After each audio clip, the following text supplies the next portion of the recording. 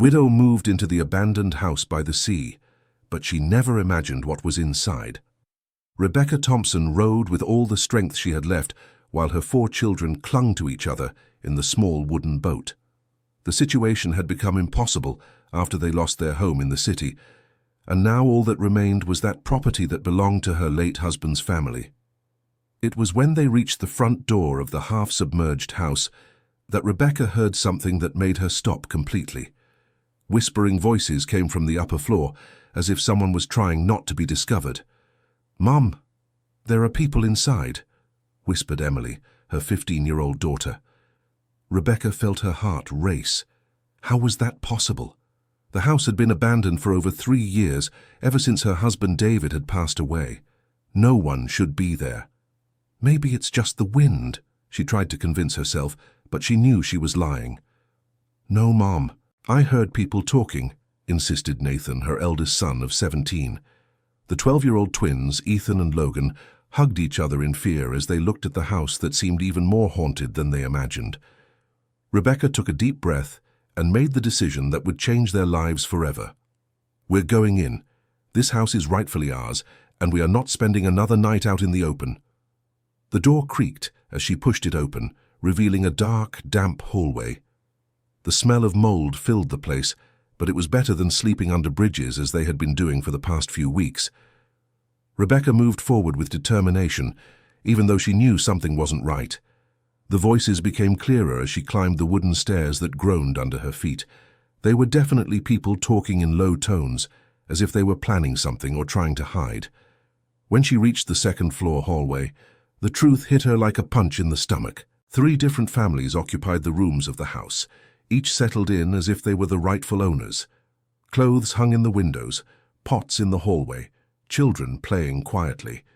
Everyone stopped what they were doing when they saw her standing there, with her 4 children behind her. "Who are you and what are you doing in our house?" asked a woman with graying hair who appeared to be over 60. "Our house?" Rebecca couldn't believe what she was hearing. "This property belonged to my late husband, David Thompson." A tall, thin man came out of another room, clearly annoyed by the interruption. "Listen here, Mom. We've been living here for over 2 years. If you have any documents proving this house is yours, you'd better show them now." "I don't need to prove anything to squatters," Rebecca replied with a firmness she didn't know she possessed. The children positioned themselves beside their mother, forming a defensive barrier.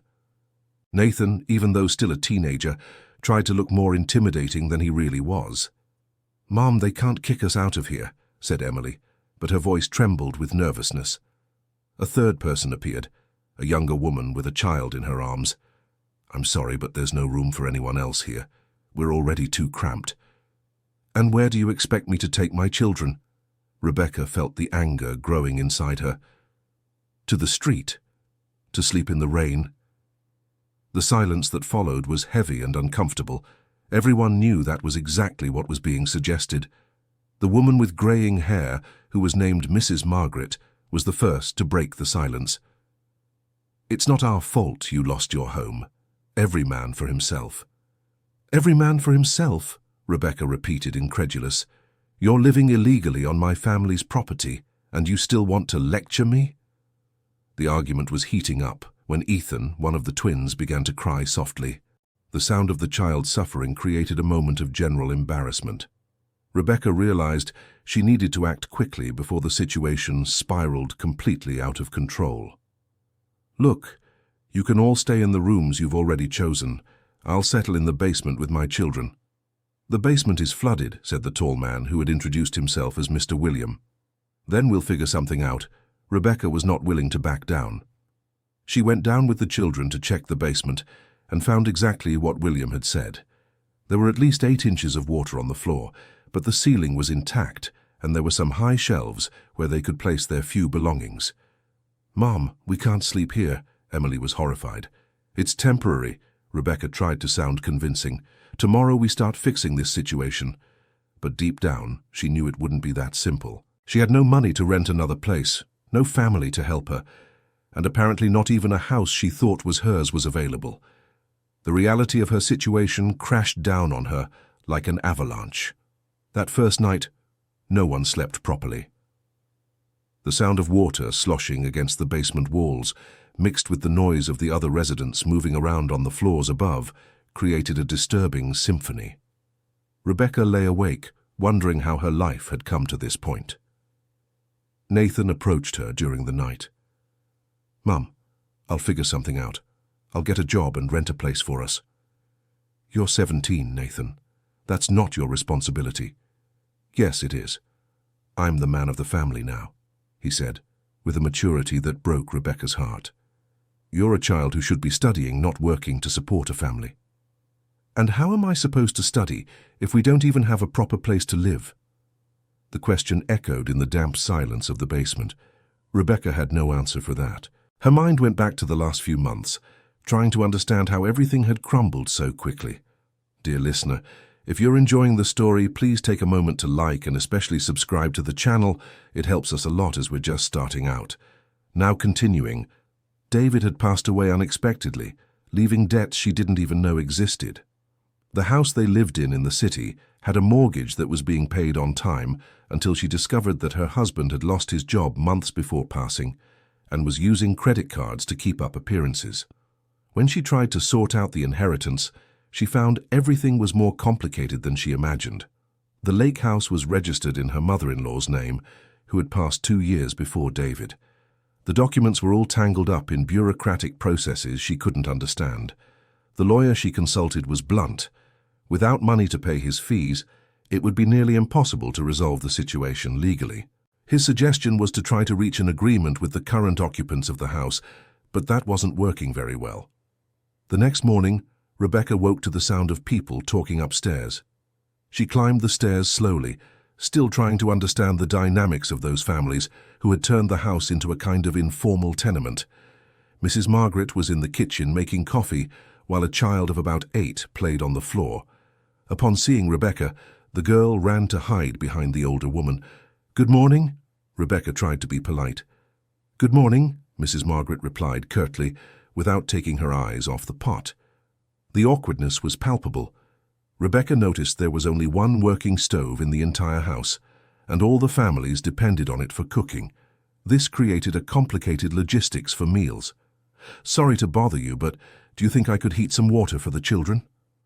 "You have to wait until I finish," came the reply, accompanied by a suspicious look. Emily appeared in the kitchen carrying a small pot. "Mom, the boys are hungry." "I know, my daughter, we're waiting our turn." The situation was humiliating, but Rebecca knew she had to swallow her pride for her children. She watched Mrs. Margaret prepare the coffee and noticed the woman used ingredients that seemed to be of good quality. Strange for someone supposedly in a difficult situation like her. "How long have you all lived here again?" She tried to start a conversation. 2 years, came the short reply with no desire to elaborate. "And how did you find out about this house?" Mrs. Margaret stopped what she was doing and looked directly at Rebecca. "Why so many questions? Don't you trust us?" "It's not that. I'm just trying to understand how my property became a home for other people without my knowledge." "Your property?" A male voice came from the kitchen entrance. Mr. William had arrived and did not seem at all happy with the direction of the conversation. Behind him came the younger woman with the child in her arms, who introduced herself as Jennifer. "Look here, Mrs. Rebecca. We're not here by chance. This house was completely abandoned when we arrived. No one was taking care of it. No one was paying taxes. Nothing. That doesn't give you the right to move in without permission." "And who was going to give permission?" William was getting agitated. "We spent weeks looking for the owner and no one showed up." "The owner was my husband, who unfortunately passed away. But that doesn't mean the property was ownerless."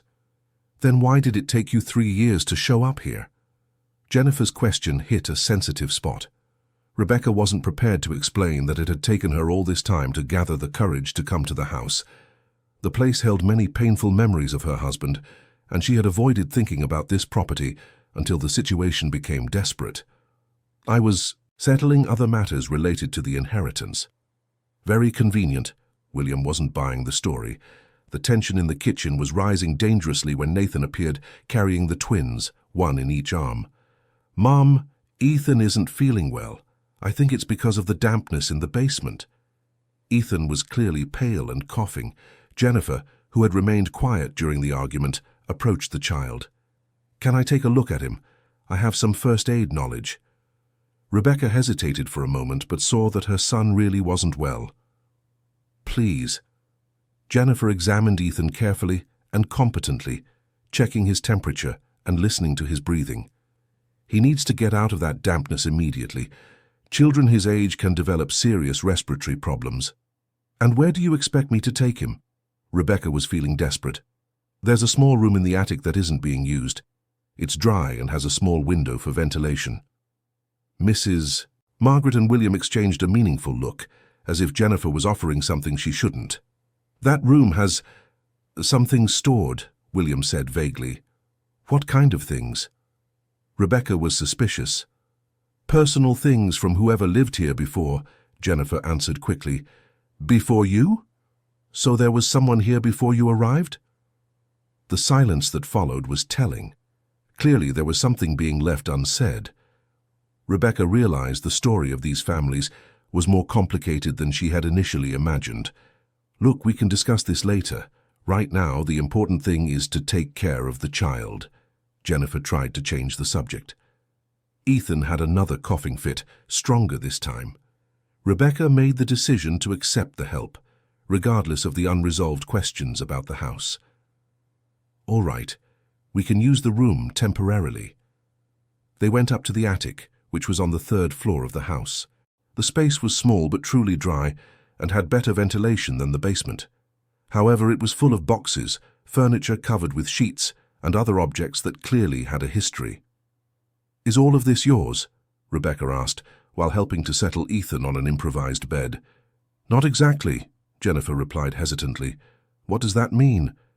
"It means when we arrived here, these things were already here. We haven't touched anything." Rebecca looked around more carefully. There were framed photographs covered in dust, scattered documents and personal items that seemed to have been abandoned in the middle of a move that was never completed. One of the photographs caught her attention. It was a black and white image of a man who vaguely resembled her father-in-law. She carefully wiped the glass and confirmed her suspicions. "This is my father-in-law, Anthony Thompson." "Your father-in-law lived here?" "Yes, this was the family home. My husband grew up here until he was 15 when the family moved to the city." Jennifer and Rebecca exchanged glances, both realizing there were many more layers to this situation than either had imagined. "So you really do have a connection to this house," Jennifer admitted. "I always have. David brought me here a few times when we were dating. This is where he used to come fishing with his father on weekends." The atmosphere in the attic changed completely. Suddenly, Rebecca was no longer an invader trying to evict needy families, but someone with a legitimate emotional connection to the place. "Why didn't you tell me about these things before?" "We didn't know you were related to the former owner. We thought you were just someone else trying to take advantage of the situation." Ethan stopped coughing and seemed to be breathing better in the drier environment. Emily had come up to check on her brother and was impressed by the amount of old objects in the attic. "Mum, look at this." She was holding an ornate wooden box. Inside the box were letters yellowed with time, all addressed to Anthony Thompson. Rebecca carefully picked up one of the letters and recognized David's handwriting, who at the time must have been about 12 years old. The letter was about a project his father was developing to turn the house into a place of shelter for families in need. David wrote enthusiastically about the idea of sharing the space with people who needed help. "I can't believe it," Rebecca murmured as she read. "What is it?" Jennifer was curious. "My husband wrote about his father's plan to turn this house into a kind of community shelter. This was over 20 years ago." The two women fell silent, processing the irony of the situation. The old dream of the Thompson family had materialized naturally, without official planning. "Maybe you're here for a reason," Rebecca said thoughtfully. "How so?" "Maybe my father-in-law was right about the destiny of this house. Maybe it really should shelter families who need a home." Jennifer seemed moved by the possibility of a peaceful solution to the situation, but she knew there was still much to be resolved, especially with Mrs. Margaret and Mr. William, who didn't seem as open to dialogue. "Do you think they'll accept some kind of agreement?" "I don't know, but it's worth trying." They went down to the main room of the house, where they found the other residents gathered in a conversation that had clearly been about them. The mood was tense again. "So, have you decided to evict us yet?" William got straight to the point. "Actually, we found some interesting things in the attic." Rebecca showed her husband's letter.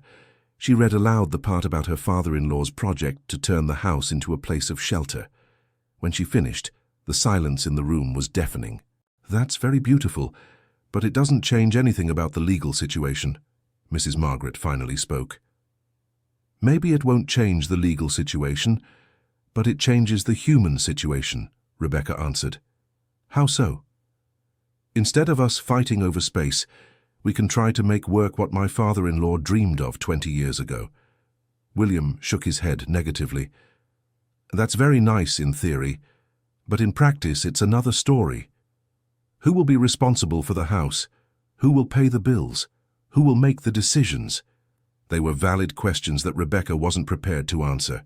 She herself could barely support herself, let alone take responsibility for other families. "We can think about it together," she tried. "Together," Mrs. Margaret laughed bitterly. "Mom, you showed up here yesterday wanting to kick us out. Now you want to be our partner." The criticism was fair, and it stung Rebecca. She really had arrived there with the intention of expelling the families, even if it was out of her own desperation. "You're right to distrust me. I would also arrive here angry if I were in my situation, but maybe we can find a solution that works for everyone." "And what solution would that be?" William crossed his arms, skeptical. "I don't know yet, but I know that by fighting, we won't solve anything." Nathan, who had stayed quiet listening to the adults' conversation, finally spoke up. "Can I say something?" Everyone looked at the teenager with surprise. "Last night I took a walk around the house to better understand where we are. I saw there's a garden on the roof and a very well-made rainwater collection system. Did you do that?" William and Mrs. Margaret exchanged glances again, with that look that indicated there was something unsaid. "Not exactly," William admitted. "Who did it then?" "There was a person living here before we arrived. She's the one who set up these things." "And where is this person now?" "We don't know. One day she simply wasn't here anymore." Emily, who had remained silent during the entire conversation, asked a question no one had thought of. "Didn't you think it was strange for a person to just disappear, leaving everything behind?" The discomfort in the room increased visibly. Jennifer looked at the floor, William fidgeted nervously with his hands, and Mrs. Margaret seemed to be fighting an internal battle about how much she should reveal. "Look, the situation is more complicated than it seems." Jennifer finally broke the silence. "Complicated how?" "The person who lived here, she didn't leave of her own free will." Rebecca felt a shiver down her spine. "What does that mean?" "It means she was afraid of something or someone." William gave Jennifer a dark look, clearly irritated that she had revealed this information. "Jennifer, you shouldn't." "William, they have a right to know. If they're going to live here, they need to understand the full situation." Rebecca was growing increasingly worried. "What kind of fear? Of whom?" "We don't know exactly. But she talked about people who might show up looking for her, said she had gotten involved in something wrong, and that it wasn't safe to stay anywhere for too long." "And you stayed anyway?" "We had nowhere else to go," Mrs. Margaret finally admitted. "When she left, she said we could stay until we could get better organized. That was 2 years ago." The story was getting darker with each revelation. Rebecca wondered what kind of situation she had put her children in, but at the same time she realized that these families were also victims of circumstances, not villains. What was she like? This person? A woman about 50 years old. Very intelligent and hardworking. She's the one who taught us how to grow food on the roof and make better use of the house's resources. And did she leave any clue about where she was going? No. She only said it was better for us not to know. Ethan, who had been resting in the attic, appeared on the stairs coming down slowly. He was visibly better, but still fragile. Logan, his twin brother, ran to help him. "How are you feeling?" Rebecca checked the child's temperature. "Better. But Mom, I heard you talking. Is there any danger here?" The child's innocent question brought reality back to everyone. Regardless of the mysteries about the former resident, there were 4 children who needed safety and stability. No, my son. We're just trying to understand the house situation better. But internally, Rebecca was growing increasingly worried. She had brought her children to a place she didn't know well, with people she wasn't sure she could trust, and apparently with some kind of unresolved security issue. Jennifer approached her discreetly. "Can I talk to you in private?" They went out to the wooden deck overlooking the lake. The afternoon sun created golden reflections on the water, but the atmosphere was far from peaceful. "Rebecca, I think you should know a few more things." "I'm listening." "The woman who lived here before, her name was Grace. She was very close to us, especially to my young daughter. When she left, it was very sudden and strange." "Strange how?" "She packed a few things in a small suitcase, left almost everything behind, and said that if anyone came looking for her, we should say we never saw her." "Has anyone come looking?" "Not until now. But William thinks it might happen someday." "And you? What do you think?" "I think if it were truly dangerous, something would have happened in 2 years." Rebecca looked at the house reflected in the lake water. It was a beautiful place, but there was a strange energy she couldn't quite define. As if the house held secrets it preferred not to reveal. "Jennifer, can I ask something personal?" "Of course. How did you all lose your homes? What brought you here?" Jennifer sighed deeply before answering. "In my case, it was because of medical expenses. My daughter was born premature and spent months in the ICU. Even with health insurance, there were many things that weren't covered. I ended up in debt to pay for treatment she needed." "And did you manage to save your daughter?" "I did. She's healthy today, thank God. But I lost the house in the process." "And the others?" "William lost his job at a factory that closed. He had been at the same company for 15 years. He couldn't find another job at his age and ended up losing everything. Mrs. Margaret, her story is sadder. Her only son died in an accident and she couldn't keep paying for the apartment where they lived alone." The stories were heavy and realistic. Rebecca realized she had been judging people who, deep down, had been through situations very similar to her own. "And you? How did you lose your home?" Rebecca told her about her husband's hidden debts and how she discovered everything after he left. She spoke about the months trying to negotiate with banks and creditors, about the sleepless nights trying to find a solution that didn't exist. "It's funny how life can change so fast, huh?" Jennifer commented. "There's nothing funny about it," Rebecca replied, but understood what the other woman meant. They stayed silent for a few minutes, watching the gentle movement of the lake water. There was something hypnotic about that environment that made problems seem, at least temporarily, less urgent. "Rebecca, can I make a suggestion?" "Of course." "How about we try an experimental living arrangement, like a month to see if we can organize ourselves as a community?" "Do you think William and Mrs. Margaret would agree to that?" "I think if we present it in a practical way with clear rules they might accept." "What kind of rules?" "Division of household chores, kitchen use schedules, contribution to expenses, childcare, those kinds of things." The idea wasn't absurd, but Rebecca was worried about practical issues. "Jennifer, I don't have money to contribute to expenses. I barely have enough to feed my children." "But you can contribute in other ways. I saw that Emily has a knack for organization. Nathan seems to be good with manual work. And you, what's your background?" "I'm a teacher, or I was, at least. I haven't been able to find a job for months." "Perfect. You can teach the children. Some here are behind in their studies because their mothers have to work outside." The proposal was taking shape in Rebecca's mind. It wouldn't solve all the problems, but it could be a start to stabilize the situation. And if it doesn't work, then we rethink. But at least we try to do something constructive instead of just fighting. They went back inside the house and found an unexpected scene. Nathan was helping William fix a leaking pipe in the bathroom, while Emily was playing with the younger children. The twins had found some old books and were leafing through them curiously. "It seems the children are already getting along better than the adults," Jennifer observed. "It's true, they don't have the prejudices we develop." Mrs. Margaret appeared from the kitchen carrying a tray with coffee and bread. "I thought everyone might be hungry. It's not much, but it's what we have." The gesture of generosity surprised Rebecca. Perhaps there was more room for dialogue than she had imagined. "Thank you, Mrs. Margaret. That's very kind of you." "Well, hungry children aren't to blame for adults' problems."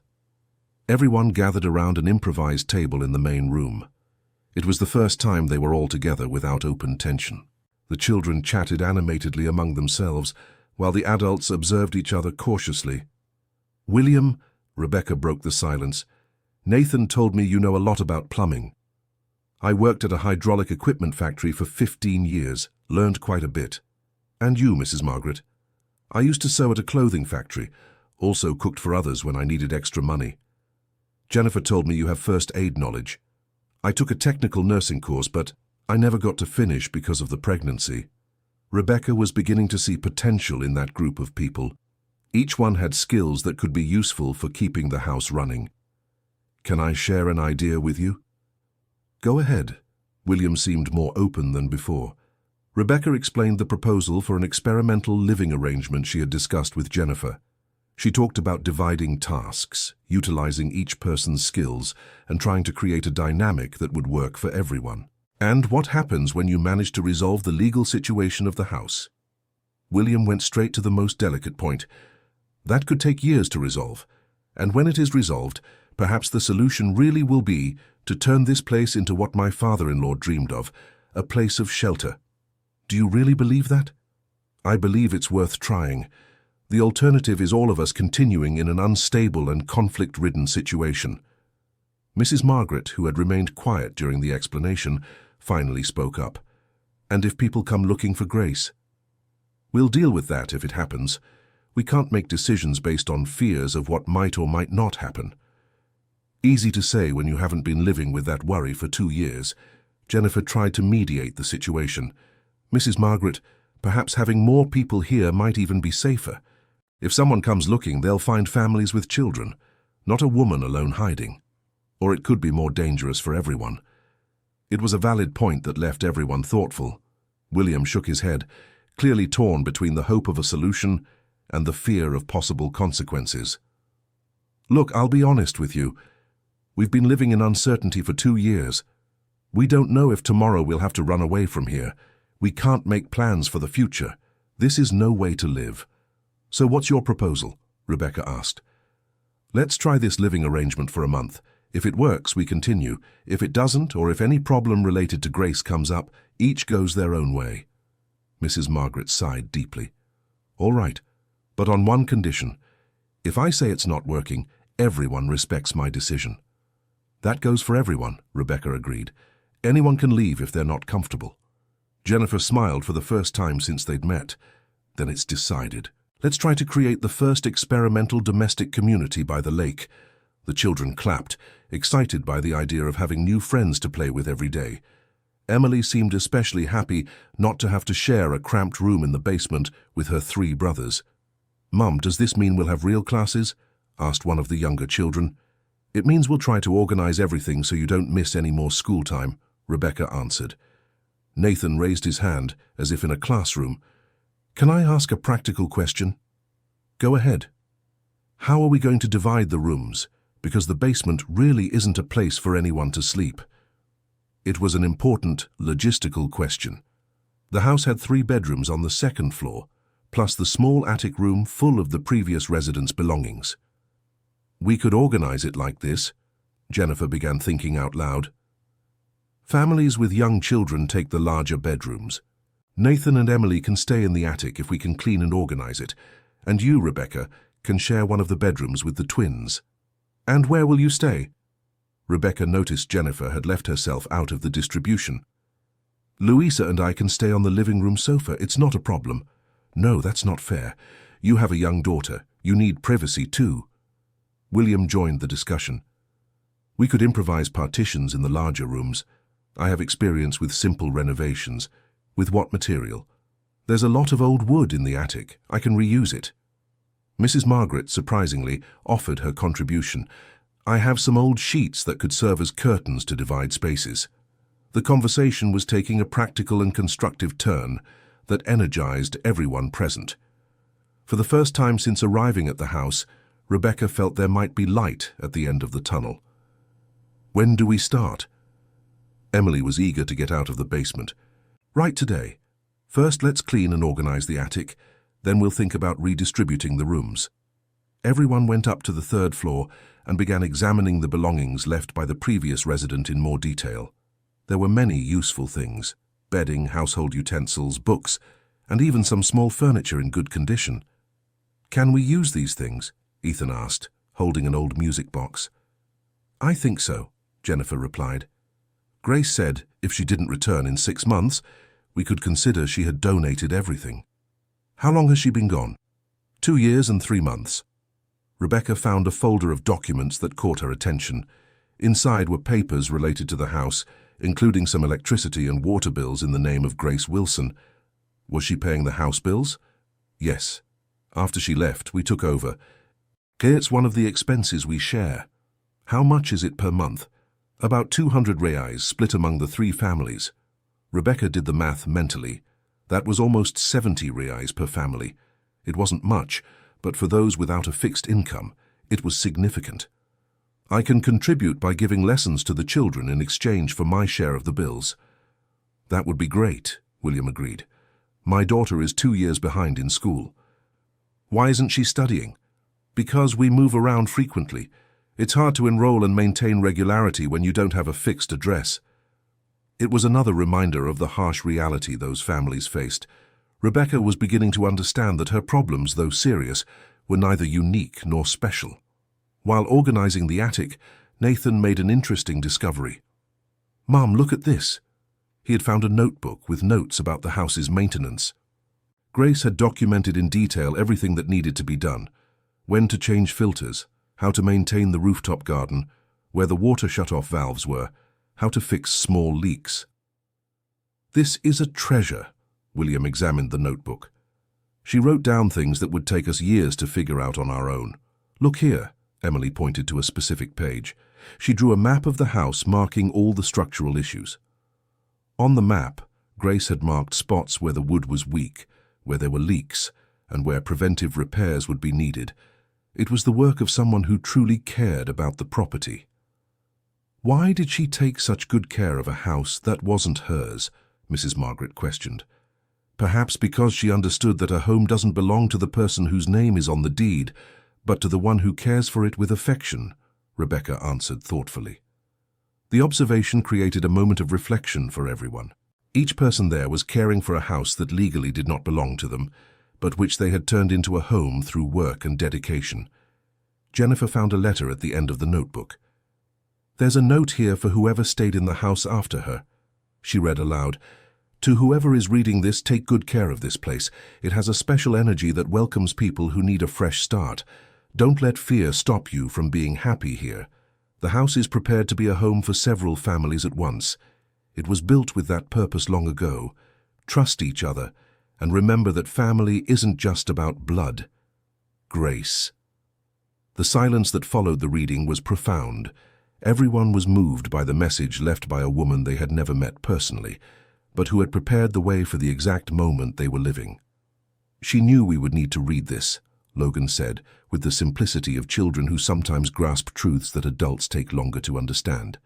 "It seems so," Rebecca agreed, feeling strangely connected to that mysterious woman. Dear listener, if you're enjoying the story, please take a moment to leave a like, and especially subscribe to the channel. It helps us a lot as we're just starting out. Now, continuing. They spent the rest of the afternoon organizing the attic and planning the redistribution of spaces. The joint work created an atmosphere of collaboration that none of them had experienced in a long time. The children helped by carrying light objects, while the adults set up the new organization of the house.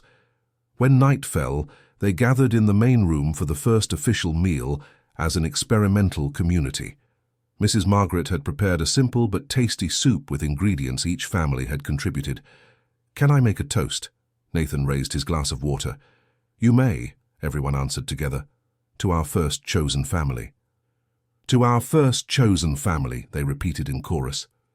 Rebecca felt tears in her eyes. For the first time in months, she felt part of something bigger than her own problems. It wasn't a definitive solution, but it was a beginning full of hope. After dinner, the children played together, while the adults discussed the practical organization for the coming days.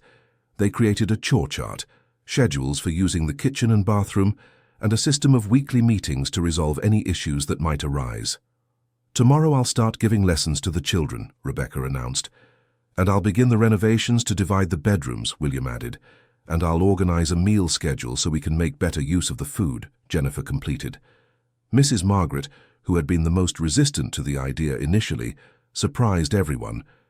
"And I'll start sewing some things around the house that need mending." The first night, everyone slept better than they had in a long time, not because the problems had disappeared, but because they no longer faced everything alone.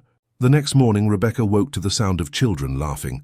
She went up to the attic, which was now Nathan and Emily's room, and found all the young people in the house playing together while the twins told a made-up story. "Good morning, teacher," Emily joked. "Good morning, dear. How did you sleep?" "Better than in the last few months. And you?" "Me too." They went down for breakfast and found Jennifer and William already awake, discussing the details of the bedroom renovations. "Rebecca, can I show you something?" William called her over to the wall he intended to modify. "Of course. Look at this. This wall isn't original to the house. It was added later." "How do you know?" "By the difference in the wood and how it was fitted. It's amateur work, done in a hurry." Rebecca examined the wall more closely and agreed something seemed odd. Why would someone do that? Several possibilities, maybe to divide a very large room or to hide something. Hide what? There's only one way to find out. William went to get his tools and began carefully removing some boards from the suspicious wall. It didn't take long to discover there was an empty space behind it, but it wasn't just a construction gap. "There's something here," he announced. Behind the false wall was a small cavity where someone had hidden a waterproof backpack. William carefully retrieved it and handed it to Rebecca. "I think you should be the first to see this." Rebecca opened the backpack with trembling hands. Inside was cash, documents, and a sealed letter with the name, "For the future residents of the house." "Grace left this here," she murmured. "Open the letter." Jennifer was curious. Rebecca broke the seal and read silently first, her eyes widening with each line. Then she read it aloud to the others. "If you found this, it means you've managed to work together enough to start renovating the house. I'm proud of you. The money here is to help with necessary renovations and emergency expenses. It's not much, but it should be enough for a few months. The documents explain the legal situation of the property better than I could in person. The house really can become a legal community home, but it requires some bureaucratic steps. The important thing is you've proven you can live as a chosen family. Don't give up in the difficult moments. Grace." The silence that followed the reading was broken only by the sound of someone quickly coming up the stairs. It was Mrs. Margaret, who had heard raised voices and came to check what was happening. "What did you find?" Jennifer showed the backpack and quickly explained the discovery. Mrs. Margaret sat down heavily in a nearby chair. "How much money is there?" Rebecca quickly counted. 3,400 reais. "Grace was saving this for us?" "It seems so." William examined the documents carefully. "Here is information on how to regularize the house's status as social housing. Grace had already researched everything." "Why did she do this?" Mrs. Margaret was visibly moved. "Because she cared about who would come after her," Rebecca answered. The discovery completely changed the atmosphere of the house. Suddenly, the community living project was no longer just a desperate experiment, but something with a solid foundation and planning. "What do we do now?" Jennifer asked. "We follow the steps she left indicated," William said, still studying the papers. "And if it doesn't work, then at least we tried our best." Rebecca had stored the money in a safe place that everyone knew, but they agreed it would only be used for emergencies or essential repairs. The documents were studied by each adult, so everyone understood the legal situation. Nathan appeared in the room carrying one of the younger children. "Mum, Sophie was asking when school is going to start here at home." Rebecca smiled. Amid all the discoveries about Grace and the house, she had forgotten her commitment to teach the children. "How about we start now?" "Really? Really? Let's have our first official class." They improvised a classroom on the porch overlooking the lake, using the large table and some chairs they found in the attic. The 5 children sat excitedly, as if it were the first day at a new school. "Well, before we start with traditional subjects, how about each of you tells a little about yourselves?" Rebecca suggested. Emily volunteered to start. "My name is Emily. I'm 15 years old, and my dream is to be a veterinarian. I love animals and have always wanted to take care of them." "Very good. And you, Nathan?" "Nathan, 17 years old. I like working with my hands, building things. Maybe I'll be an engineer or an architect one day." The twins spoke together, as always. "We're Ethan and Logan. We're 12 years old and we want to be explorers." "Explorers?" "Like people who discover new places and tell stories about them." William's daughter, Ashley, 14 years old, was shyer. "I'm Ashley. I like to draw and I'm not really sure what I want to be yet." "It's okay not to know yet." "And you, Sophie?" Jennifer's daughter, only 8 years old, replied with enthusiasm, "I want to be a teacher just like you." Rebecca was moved by the answer. "Why?" "Because you teach with kindness. The last teacher I had yelled a lot." The child's observation brought to light the reality that those children had been through many changes and instability in their lives. The opportunity to have consistent and caring education was something precious. "So let's make our school a place where no one has to be afraid of making mistakes or asking questions. Agreed?" "Agreed," they all answered in chorus. Rebecca began with a simple activity. Each child should write about their dreams for the future and about what they hoped to find living in the lake house. The results were touching and revealing. Emily wrote about wanting enough stability to focus on her studies and prepare for university. Nathan expressed the desire to learn practical skills to help keep the house in good condition. The twins talked about wanting to make true friends they wouldn't have to leave behind due to constant moves. Ashley, surprisingly, wrote a small poem about finding a place where she could belong. And Sophie drew the house surrounded by all the people living in it, with hearts floating around. "Do you know what impresses me about all these answers?" Rebecca commented after reading everything. "What?" "That all of you talk about relationships, about belonging somewhere, about having stability to grow. None of you talked about material things." Nathan raised his hand. "It's just that we've already learned that things you can lose at any time, but people who care about you are different." The maturity of the observation impressed even the adults, who had stopped working to listen to the class. "So, how about we make our time together here, a school, to learn not just traditional subjects, but also about how to build solid relationships and a functioning community?" "How so?" Ashley asked. "Besides the normal classes in English, math and such, we can have activities where you learn to resolve conflicts, to work as a team to take care of each other. Does that exist? It does now.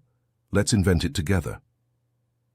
The first week of experimental living was more successful than anyone had imagined. The children were attending regular classes in the morning and helping with household chores in the afternoon. The adults had found a work rhythm that took advantage of each person's skills without overloading anyone. William had managed to divide 2 large rooms into 4 smaller but private spaces. Mrs. Margaret had sewn curtains and repaired several pieces of clothing that were damaged. Jennifer had organized a food system that made better use of resources and reduced waste. Rebecca was discovering that teaching at home was completely different from teaching in a traditional school. She could adapt the content to the specific needs of each child and create activities that connected learning with the practical life they were leading.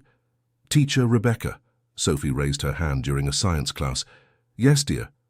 "Why is the lake water not salty like the sea?" It was an excellent question that led to an exploration of different types of water, the hydrological cycle, and local geography. The children were fascinated to learn that the lake where they lived was part of a larger regional water system. "Can we go on an expedition to explore the lake better?" Ethan suggested. "Expedition? Like going around by boat to see what's on the other shores?" The idea was interesting, but Rebecca needed to check with the other adults if it was safe. She discovered that William knew the area well and that there were several families living in similar houses in other parts of the lake. "So we're not the only ones?" Emily was surprised. "No, there's an entire community spread along the shores of the lake. Some families live in floating houses, others in stilt houses, others in houses on solid ground near the water. Why have we never seen these people? Because everyone minds their own business, but maybe it's time we met our neighbors. The possibility of being part of a larger community was exciting. Jennifer suggested they organize a visit to some nearby families to introduce themselves and understand how the social dynamics of the region worked. On Saturday, they made their first expedition around the lake. William rowed the boat while everyone observed the other properties scattered along the shore. There really were many families living in creative ways in that unique environment. They stopped first at a floating house where a man of about 70 lived with his teenage granddaughter. He introduced himself as Mr. George and said he had lived on the lake for over 10 years. "Are you the family that moved into the Thompson house?" he asked. "We're several families, actually." Rebecca explained the situation. "Oh, that's good. That house is too big for just one person. I always thought it should house more people." "Did you know Grace, the woman who lived there before us?" "Grace, of course I knew her. Hard-working woman, very smart. Helped me several times with technical problems with my house." "Do you know where she went?" Mr. George became thoughtful. "Well, she showed up here one day about 2 years ago, very nervous. Said she had to leave but couldn't say where to. Asked me to look after you if other families showed up at the house." "Look after how?" "By keeping an eye out, offering help if you needed it. Community is like that. We look out for each other." The information brought a feeling of relief and security. Knowing there were people in the area who could help in emergencies was comforting. "Mr. George, may I ask how you survive here?"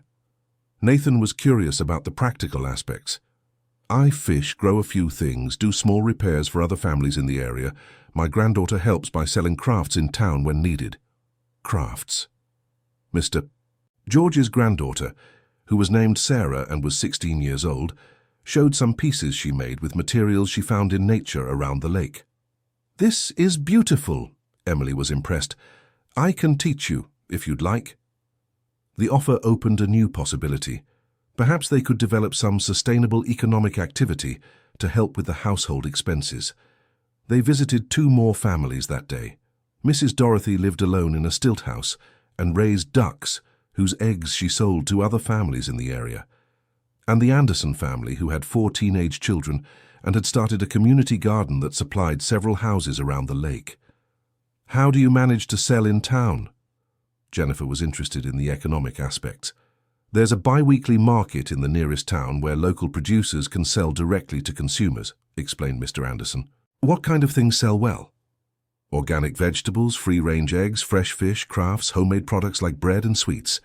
Rebecca realized there was a functioning local economy that could include their community too. Each family could contribute something different. "We could offer private lessons," she thought aloud. "True. There are many people around here with children who can't regularly go to school in town," Mrs. Dorothy confirmed. The expedition was revealing in many ways.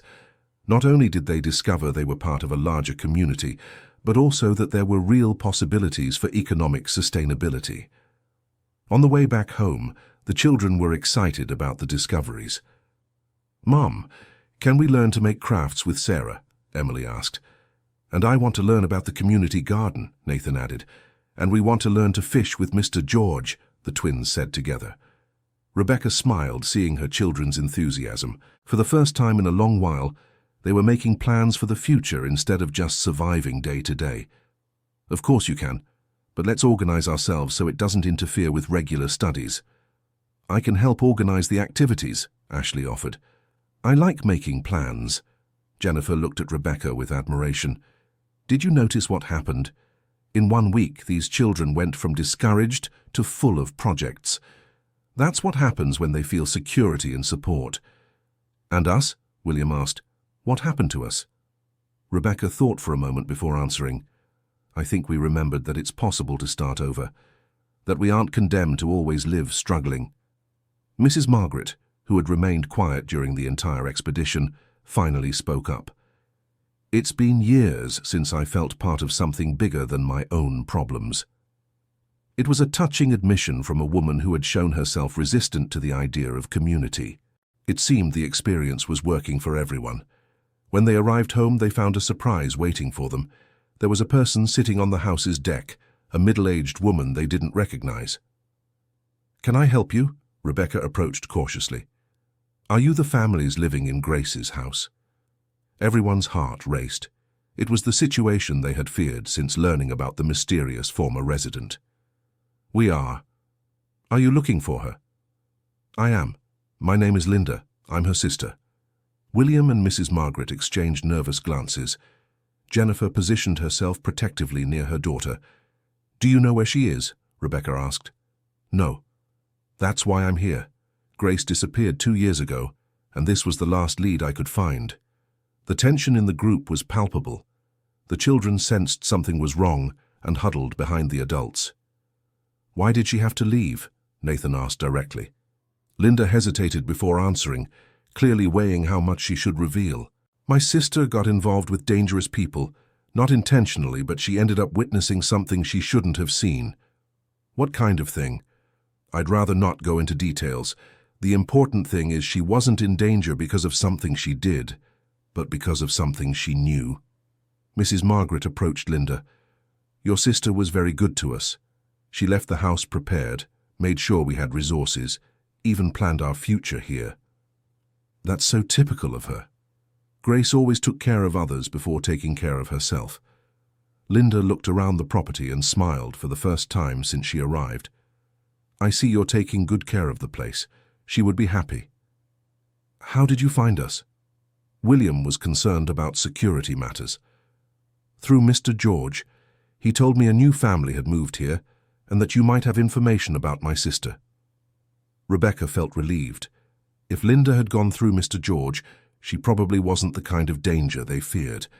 "Would you like to come in? We can show you the things Grace left here." "I'd like that very much." Linda entered the house and was visibly moved to see how organized and cared for it was. She recognized some of her sister's personal items and asked to see the notebook with maintenance instructions. This is her work. She was always this detail-oriented.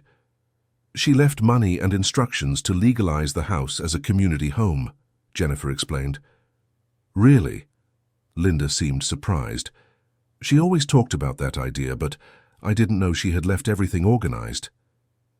"Do you think it's safe for us to stay here?" Mrs. Margaret asked directly. Linda thought carefully before answering. "Look, it's been 2 years since Grace left and no one has come looking for her here. If something were going to happen, it would have happened by now. I believe you're safe." "And you? Will you keep looking for her?" "I will, but not around here. I have other leads to follow in places where she lived before." Linda spent a few hours with them, sharing stories about Grace that helped them better understand the personality of the woman who had prepared the path for them. "She always said family was about choosing to love people, not about obligation or blood," Linda told them. "That's exactly what we're learning here," Rebecca replied. So she achieved what she always wanted, to create a place where people could form a family by choice. Before leaving, Linda left her contact information and asked to be informed if Grace showed up or if they learned anything. "And if you need help with the legal matters of the house, let me know. I work in law and can guide you." Linda's visit brought relief and clarity. It not only confirmed they were probably safe, but also offered support to resolve the legal situation of the property. That night, after Linda left, everyone gathered to process the experience. "How do you feel?" Rebecca asked. "Relieved," William admitted. "For 2 years we were afraid that someone dangerous would show up. Finding out it was just a worried sister was reassuring." "And you kids, how was it for you?" "We were scared at first," Ashley admitted. "But then we saw she was nice." "I liked the stories about Grace," Sophie commented. "She seems to have been very caring." Nathan made a mature observation. "Mom, I think this shows we can trust each other. If Linda were dangerous, Mr. George wouldn't have sent her here." "True. We are building a support network without even realizing it." Jennifer agreed. "That's right. We are not alone on this lake. There's an entire community willing to help." The second week was dedicated to putting into practice some of the ideas discovered during the expedition. Emily and Ashley began learning crafts with Sarah. Nathan joined the community garden project at the Andersons. The twins convinced Mr. George to teach them basic fishing techniques. Rebecca began giving lessons to some children from other families on the lake twice a week. Jennifer developed a small business of homemade cleaning products using natural recipes she had learned from Grace. William became the official handyman of the area, doing small repairs for various families in exchange for food or other services. And Mrs. Margaret discovered that her cooking skills were highly appreciated, starting to make bread and sweets to order. "Have you noticed," Rebecca observed during a weekly meeting, "each of us has found a way to contribute economically without leaving our community." "It's true," William calculated mentally. "Between all our jobs, we are managing not only to keep the house, but even to save a little money. And, most importantly, the children are learning practical skills along with their regular studies," Jennifer added. Mrs. Margaret, who had completely changed her attitude toward the project, made a suggestion. "How about we formalize our situation, not as a community housing yet, because that will take time, but as a family cooperative?" "How so?" "We can register as a work and housing cooperative. That would give us legal protection and simplify some bureaucratic processes." It was a clever idea. Linda had explained that there were legal ways to organize intentional communities that offered protection without requiring individual ownership. "But that requires all of us to officially agree to stay here long-term," Rebecca pointed out. "Do you all want to stay?" Nathan asked directly. There was a moment of silence as each adult considered the question seriously. William was the first to respond. "Yes, for the first time in years, I feel useful and part of something bigger." Jennifer agreed. "Sophie is flourishing here. I've never seen her so happy and confident." Mrs. Margaret surprised everyone. "I want to stay too. I've discovered that chosen family can be stronger than blood family." Everyone looked at Rebecca, awaiting her decision. "My children are growing up healthy for the first time since we lost our stability. How could I want anything different from this?" "Then it's decided," Emily celebrated. "We are going to become an official family." The children clapped excitedly, as if it were a celebration. And in a way, it was exactly that. In the following months, they worked to formalize their situation. Linda helped with the legal processes while they organized the necessary documentation. The house was officially registered as the headquarters of a housing and work cooperative. Each family maintained its privacy in the designated rooms, but shared common spaces and responsibilities. They created a system of democratic decisions for issues that affected everyone and established contributions based on each person's ability. Rebecca's home education project expanded to serve 12 children from the region. William set up a workshop in the basement, which was now completely dry and renovated. Jennifer developed a line of cleaning products that she sold in 3 towns in the area. Mrs. Margaret became the official cook of the cooperative and also began giving cooking lessons to other women on the lake. Her traditional recipes became famous in the region. The children grew up taking on gradual responsibilities for maintaining the house and contributing to the cooperative's economic activities. They developed a sense of belonging and purpose that would be hard to find in other contexts. Nathan, now 18, decided to study environmental engineering with a focus on sustainable communities. Emily kept her dream of becoming a veterinarian and began caring for the domestic animals of several families by the lake. The twins became the official explorers of the region, mapping natural resources and discovering new sites for cooperative activities. Ashley discovered a talent for design and began creating visual identities for the community's small businesses. Sophie, now 10 years old, had become the cooperative's official chronicler, documenting the activities and stories of all the residents. "You know what amazes me most about our story?" Rebecca commented during the cooperative's annual review meeting. "What?" William asked. "That we started out running from problems and ended up creating solutions that benefit not just us, but an entire region." It was true. The cooperative had become a model for other families in unstable situations. They received regular visits from social workers, researchers, and others interested in housing alternatives. "And do you know what's even more special?" Jennifer added. "Tell us." that none of us gave up who we were to make this work. Each brought their talents and personality, and that strengthened the whole. Mrs. Margaret, now 67, had become the unofficial matriarch of the cooperative. "Girls, can I tell you something?" "Of course, Mrs. Margaret." "When you all arrived here, I thought I was going to lose the only family I had managed to build. But I discovered that family doesn't shrink when more people come in. It multiplies." The observation created a moment of emotional silence. Everyone understood exactly what she meant. "And now?" Ethan asked. He and Logan were already 15 and beginning to think about the future. "Now we keep growing, learning, and taking care of each other," Rebecca answered. "Forever. For as long as it makes sense for everyone. Chosen family is about freedom, not obligation." On the 5th anniversary of the cooperative's official formation, they organized a party that attracted residents from all around the lake. There was music, food, an exhibition of handmade products, a presentation by the children about their study projects, and a lot of celebration. During the party, an unexpected surprise. Grace appeared. She arrived discreetly, watching the celebration from afar, before approaching. Linda was the first to see her and ran to hug the sister she hadn't seen in over 5 years. "Grace, where have you been?" "Resolving some issues that needed to be resolved. But I came as soon as I knew it was safe to return." Rebecca approached the woman who had made possible everything they were living. "You are Grace. I'm Rebecca. I know who you are. I've been following from afar what you've built here." "How?" "Through friends in the region. Mr. George kept me informed about how things were going." Grace looked around the party, seeing children playing, adults chatting animatedly, and the entire cooperative structure working harmoniously.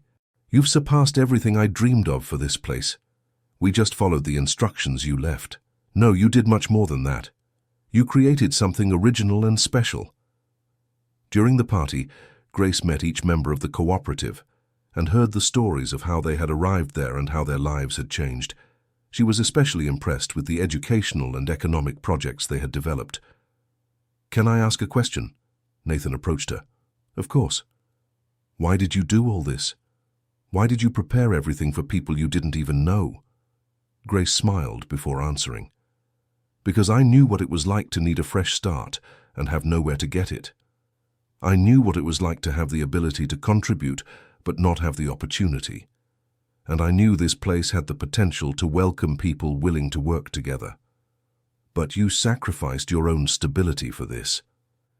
"Nathan, stability isn't about having a safe place just for yourself. It's about creating security for an entire community. That is much more solid."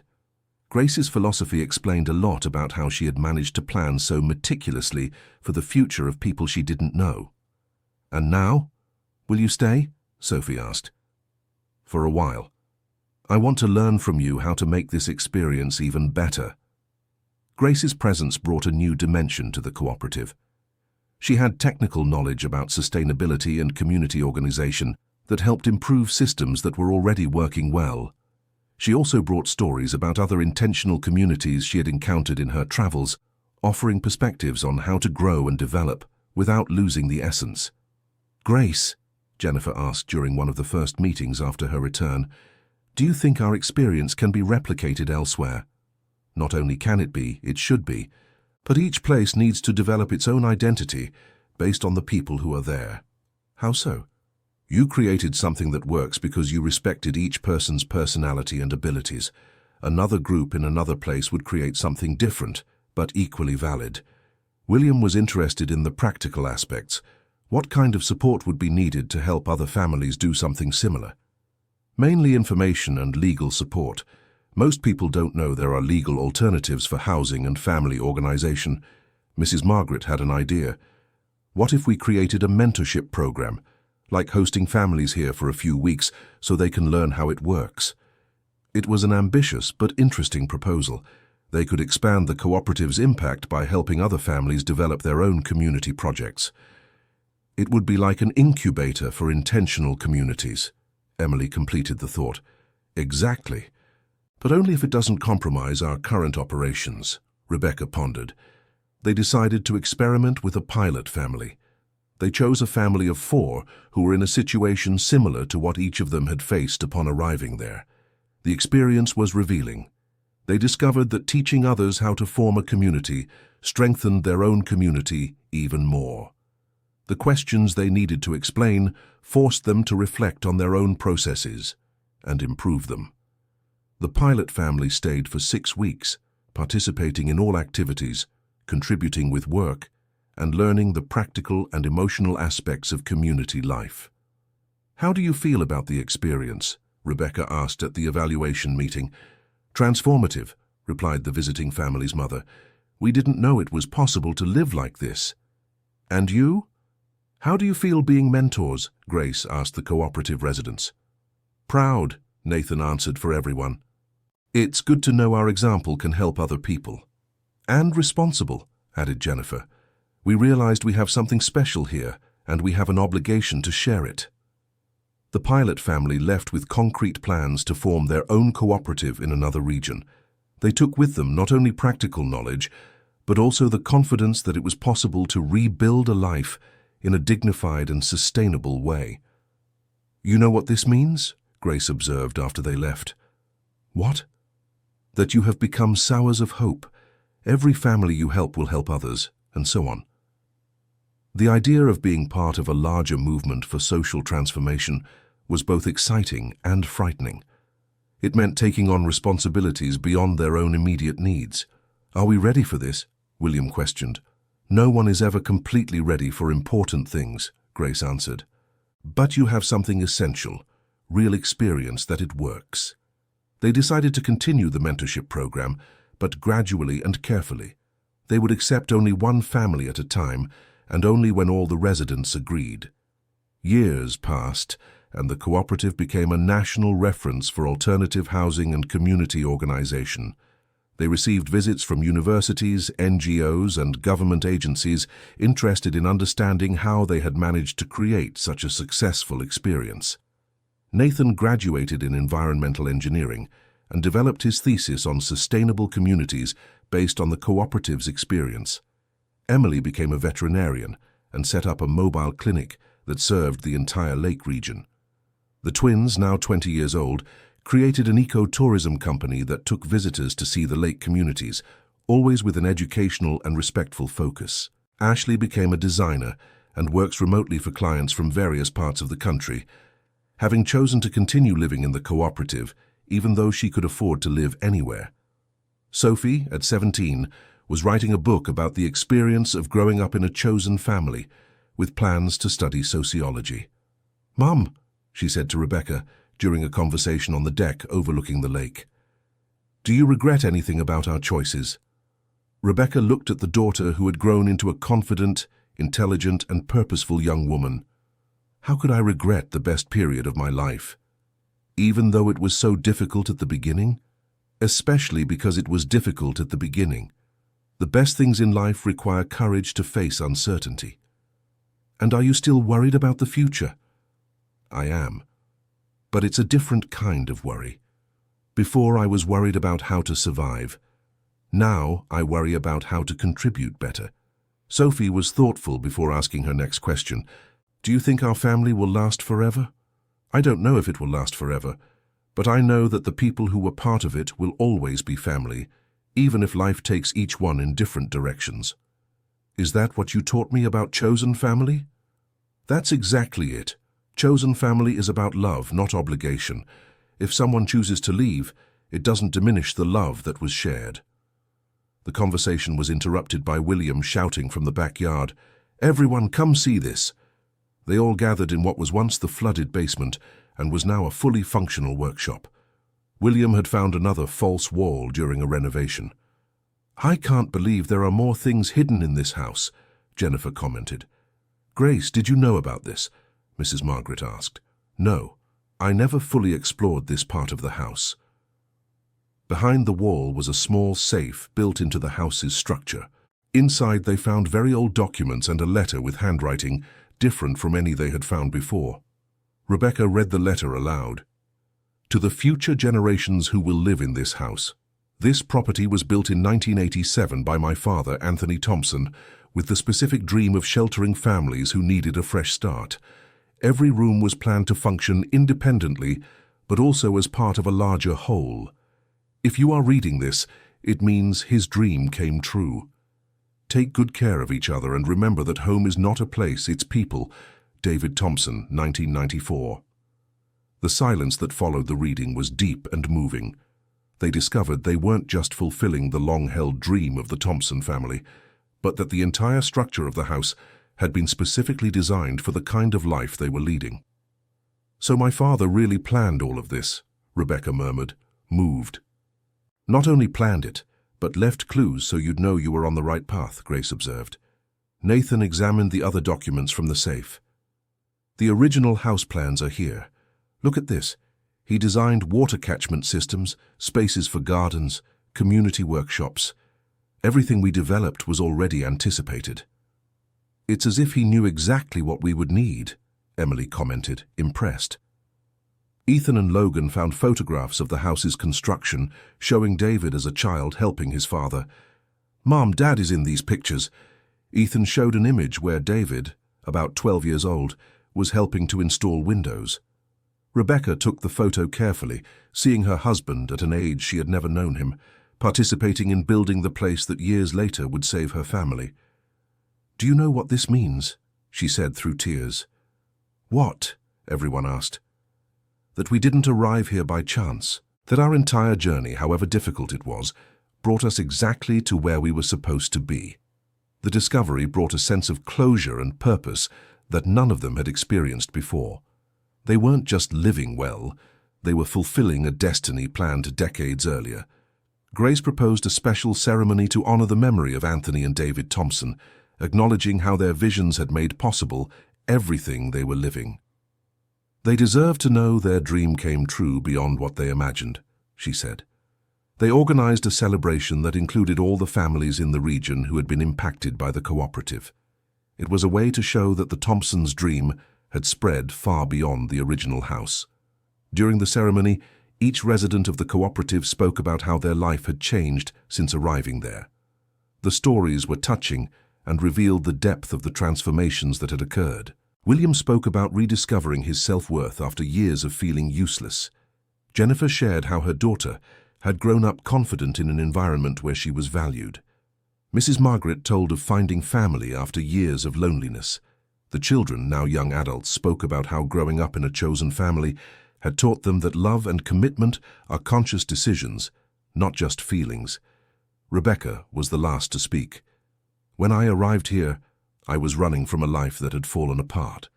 I thought I was looking for a place to hide my family until we could recover. But I discovered we weren't hiding. We were finding ourselves." Dear listener, if you're enjoying the story, please take a moment to like and especially subscribe to the channel. It really helps us who are just starting out, now continuing. We found a way of living that honors both our individual needs and our desire to belong to something greater. We learned that we don't have to choose between independence and community. Most importantly, we discovered it's possible to rebuild life consciously and intentionally, creating the family and home we truly want, instead of simply accepting what we were given. The ceremony ended with everyone planting a tree in the backyard of the house, symbolizing the community's continued growth and the commitment to keep caring for one another. That night, after all the visitors had left, the original residents of the cooperative gathered on the deck for a final conversation.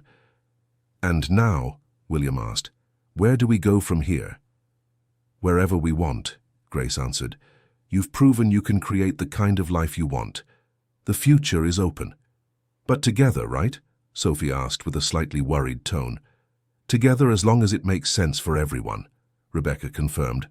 "And apart when someone needs something different, but always family, regardless of distance." Emily, now an established veterinarian, made a mature observation. "I think we've learned the difference between attachment and love. Attachment wants to control and keep everything the same. Love wants what's best for the person, even if that means change." Nathan, the environmental engineer, added, "And we learned that sustainability isn't just about the environment. It's about creating systems that work long-term for all the people involved." The twins, always in sync, spoke together. We learned that adventure isn't about going to faraway places. It's about having the courage to live authentically. Ashley, the designer, shared her perspective. I learned that real beauty comes from functionality. Beautiful things are things that work well for the people who use them. Jennifer, now a successful entrepreneur, reflected, I discovered that economic security doesn't come from having a lot of money. It comes from having useful skills and a reliable support network. Mrs. Margaret, the matriarch of the chosen family, concluded, and I learned that it's never too late to start over, that life can get better at any age if you're open to possibilities. Grace smiled, hearing all these reflections. Do you know the most beautiful part of this experience? What? That each of you has become the person you always had the potential to be. You didn't change your essence. You just found the right environment to flourish. It was a profound observation that echoed in the night's silence. Truly, none of them had become someone completely different. They had simply discovered and developed parts of themselves they hadn't had the opportunity to express before. Grace, Rebecca asked a question she had long wanted to ask. Why did you really leave here the first time? Grace thought for a long moment before answering. Because I hadn't yet learned that chosen family is about staying, not about protecting. I thought leaving was the way to protect you all, but I was really protecting myself from the fear of not being accepted. And what changed? I learned that true protection comes from facing challenges together, not from avoiding them separately. And if the problems that made you leave come back, then we face them together. Chosen family is about that, choosing to stay even when it's hard. The conversation continued late into the night, with each person sharing dreams and worries about the future. There were no definitive answers, but there was something even more valuable, the certainty that they would face the future together, as a family. In the years that followed, the cooperative continued to evolve and grow. Some members left to pursue opportunities elsewhere, but they maintained an emotional connection and often visited. New members arrived, bringing fresh energy and different perspectives. The lake house became a regional symbol that it's possible to live alternatively without sacrificing quality of life or dignity. Students, researchers, and interested families regularly visited to learn and get inspired. Nathan developed a consulting project for intentional communities that spread across the country. Emily expanded her mobile veterinary clinic to serve underprivileged rural communities. The twins created an organization that brought educational programs about sustainability to schools in the region. Ashley specialized in design for social projects, helping other cooperatives develop visual identities that communicated their values. Sophie published her book on chosen family, which became a reference in sociology and family therapy. William became a master in sustainable construction and began teaching his techniques to youth from underprivileged communities. Jennifer developed a line of eco-friendly cleaning products that employed women from various cooperatives in the region. Mrs. Margaret specialized in emotional cuisine and began offering workshops on how to use food to strengthen family bonds. Grace became a consultant, specialized in community conflict resolution. Rebecca continued with her educational project, which expanded to include adult education and literacy programs for rural workers in the area. Everyone maintained their roots in the original cooperative, but their professional activities created a network of impact that benefited hundreds of families. You know what impresses me most when I look back, Rebecca commented during a 10-year evaluation meeting of the cooperative. What? That we started trying to solve our own problems and ended up helping to solve the problems of an entire region. It's the domino effect of good, Nathan observed. When you create something positive and sustainable, it naturally spreads. And the most beautiful part is that every family we helped developed their own unique version, Emily added. No cooperative that emerged from ours is exactly like ours. Jennifer was organizing data on the project's social impact. Look at these numbers. 15 cooperatives formed with our guidance, 80 families directly benefited, over 200 children who gained access to quality education. Not to mention the changes in the local economy, William added. The entire region developed because of the cooperative movement. Grace, now officially a permanent part of the chosen family, made an important observation. But do you know what the most important statistic of all is? What? 0 families separated due to irreconcilable conflicts. All changes happened through growth and opportunity, not problems. It was true.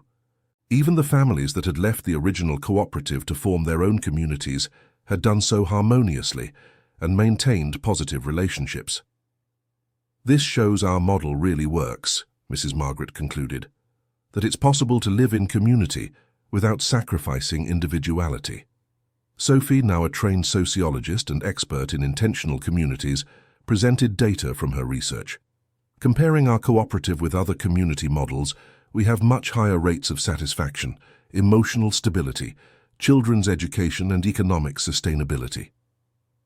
Why do you think it worked so well? Ashley asked. For several reasons. We started from real need, not ideology. We respected individual personalities. We created democratic but efficient decision-making systems. We focused on economic sustainability from the beginning, and we always remained open to change. Ethan and Logan, now successful social entrepreneurs, brought an international perspective. We visited cooperatives and intentional communities in several countries. Our experience is recognized worldwide as one of the most successful models. Really? Really. There are universities studying our model to replicate it in other cultural contexts. The information was surprising and moving. They had created something that transcended their personal needs and had become a contribution to human knowledge about how to live in community. And now, William asked, what's the next step? Rebecca looked around the table, seeing the people who had become her family over the years. Each had grown and developed in ways they could not have imagined when they first met. I think the next step is to keep being an example that it's possible to live well by taking care of each other, that we don't need to compete to survive. That cooperation works better than individualism. But without the pressure to be perfect, Jennifer added. One of the things I like most about our community is that we can have bad days, conflicts, disagreements, and still remain family. That's what makes it sustainable in the long run, Grace agreed. We accept that we are human, with all the imperfections that entails.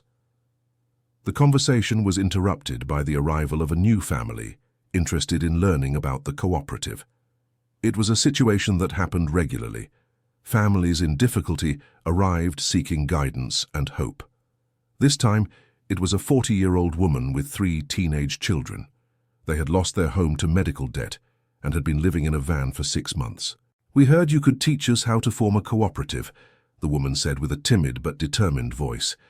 Rebecca looked at her and saw herself 10 years earlier, desperate, proud, scared, but willing to fight for her children. "Of course we can. What's your name?" "Michelle. And these are my children, John, Mary, and Joseph." "Welcome. Let's start by showing you how our cooperative works, and then we'll talk about possibilities for you." The afternoon was dedicated to showing Michelle and her children the entire structure and operation of the cooperative. The children were impressed with the educational and economic projects the young people in the cooperative had developed. John, 16, showed special interest in William's workshop.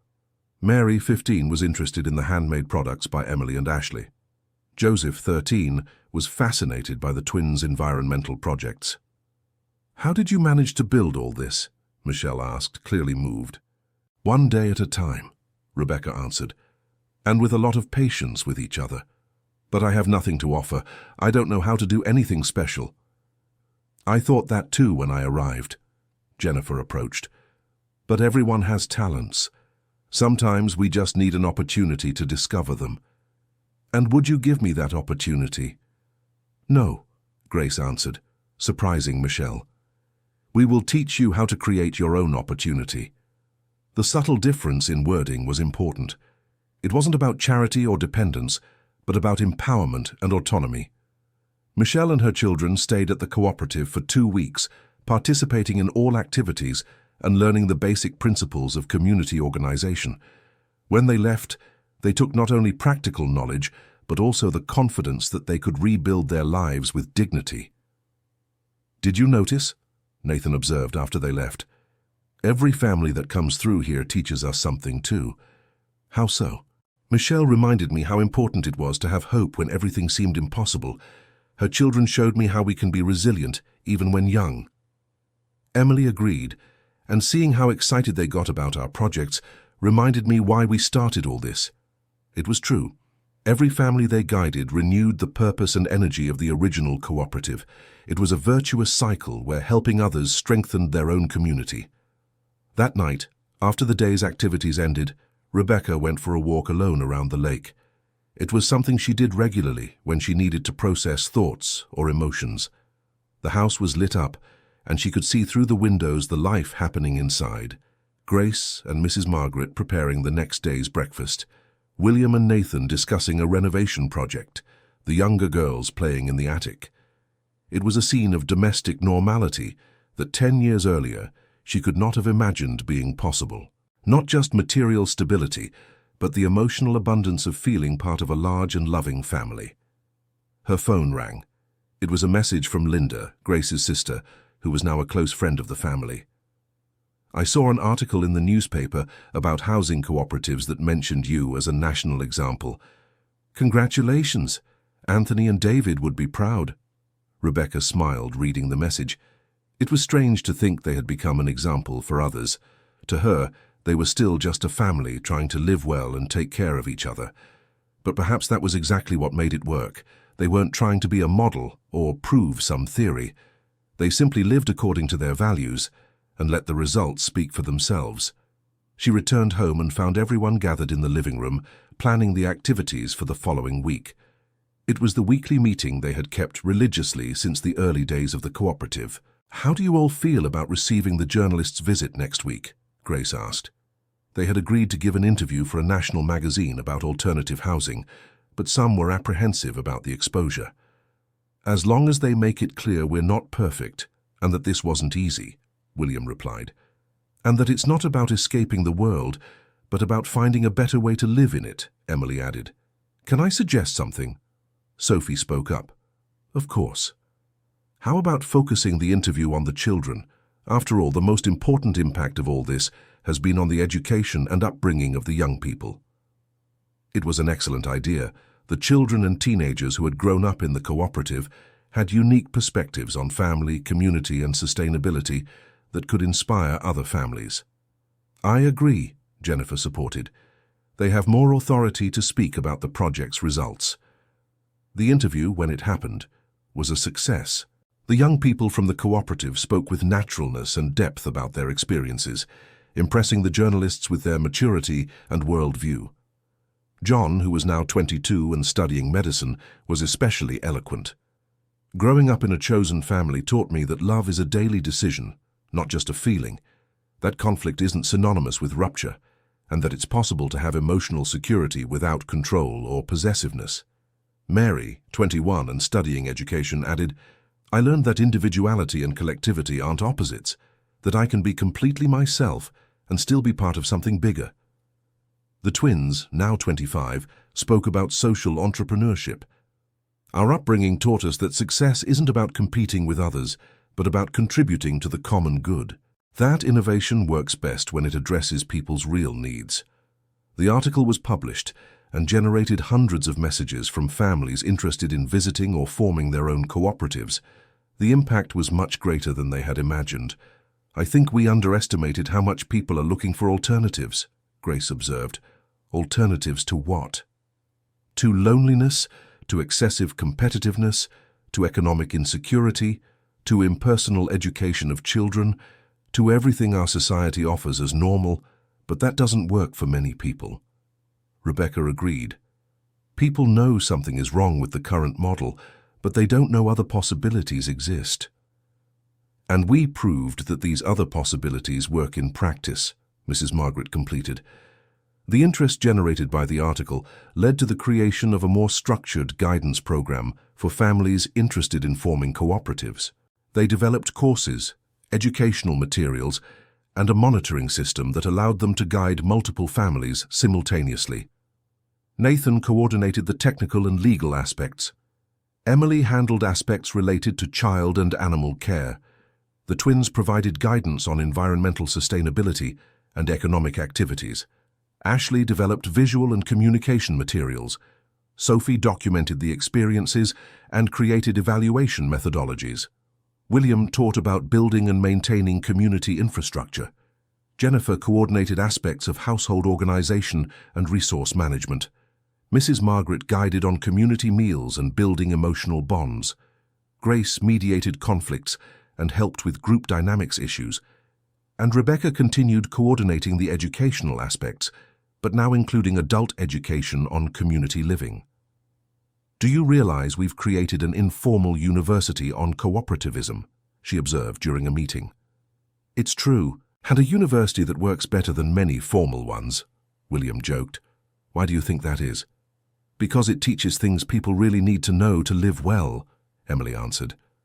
The mentorship program grew so much that they decided to formalize it as a study center on intentional communities. They received support from universities and social organizations to expand the work, but they always maintained the basic principle: integrated theory and practice, learning through real experience and a focus on sustainable long-term results. "What do you think about doing an honest evaluation of our 15 years together?" Grace suggested during the cooperative's anniversary. "What kind of evaluation?" "One where we talk not only about the successes, but also the challenges and mistakes, so that other families have realistic expectations." It was a courageous but necessary proposal. They tended to highlight the positive aspects when talking about the experience, but they had faced many challenges over the years. "Can I start?" William volunteered. "Go ahead." "The biggest mistake I made was thinking that cooperation meant never disagreeing. It took me years to learn that healthy conflict strengthens relationships." Jennifer continued. "My biggest mistake was trying to control how other people raise their children. I needed to learn that chosen family means trusting each other's decisions." Mrs. Margaret admitted, "I resisted changes even when they were necessary. I thought change was synonymous with instability." Nathan was honest. "I wanted to grow up too fast to help the family. I needed to learn that being young was also an important contribution." Emily reflected, "I idealized how our community should be and got frustrated when reality didn't match my fantasy." The twins admitted, "We sometimes used the fact of being twins to avoid full integration with the group. We had to learn to be individuals within the collective." Ashley was sincere. "I felt guilty for wanting privacy and time alone. I thought community life meant always being available to everyone." Sophie, even being the youngest, contributed, "I idealized our family and got confused when we saw that other families could also be happy in different ways." Grace was profound. "My biggest mistake was starting out thinking I was protecting you all. In reality, I was protecting my own fear of not being accepted." Rebecca concluded, "And I made the mistake of thinking I had to be strong all the time. It took me a while to learn that shared vulnerability strengthens bonds." "You know what's interesting about all these mistakes?" Jennifer observed. "What?" "That each one of them taught us something important and made us better people." "That's true," Grace agreed. "Mistakes are only truly mistakes if we don't learn from them." The honest evaluation session became a moment of greater intimacy and connection for the whole family. Acknowledging the imperfections and challenges made them feel closer, not more distant. "What advice would you give to a family starting a similar experience?"